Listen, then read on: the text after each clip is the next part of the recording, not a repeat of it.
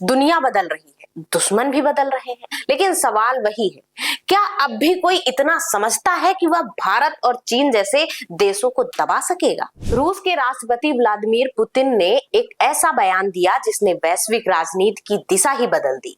उन्होंने अमेरिका को चेतावनी देते हुए कहा, आप भारत या चीन से इस तरह बात नहीं कर सकते। औपनिवेशिक युग अब खत्म हो चुका है और ये सिर्फ शब्द नहीं बल्कि पूरी दुनिया के लिए एक संदेश है। नमस्कार, मैं हेमा श्रीवास्तव, आप देख रहे हैं यूनाइटेड भारत, जहां हम बात करते हैं कि भारत की आवाज की, सच्चाई की और उसकी ताकत की। व्लादिमीर पुतिन ने एससीओ समिट और चीन में हुई सैन्य परेड के बाद अमेरिका को स्पष्ट रूप से चेतावनी दी। उनका यह बयान टैरिफ और सैंक्शंस के दौर में आया, जिसे एक प्रभावपूर्ण अंदाज में औपनिवेशिक मानसिकता से जोड़कर प्रस्तुत किया गया।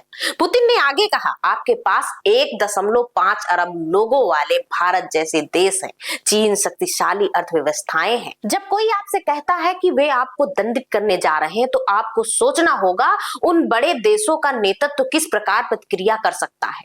इसके अलावा उन्होंने यह भी जोड़ा कि अब औपनिवेशिक युग खत्म हो चुका है और दुनिया की महाशक्तियों के साथ बराबरी पर बातचीत होनी चाहिए। हाल ही में अमेरिका ने भारत से आयातित वस्तुओं पर 50% का भारी टैरिफ लगाया, जिस पर पुतिन ने स्पष्ट विरोध जताया। ट्रंप प्रशासन का तर्क था कि भारत रूस से सस्ता तेल खरीद रहा है, लेकिन भारत ने जवाब दिया, हमें जहां से सस्ता तेल मिलेगा वहीं से हम खरीदें। इसके चलते टेक्सटाइल, ज्वेलरी, फर्नीचर जैसे क्षेत्र सेकेंडरी सेक्शंस की चपेट में आए।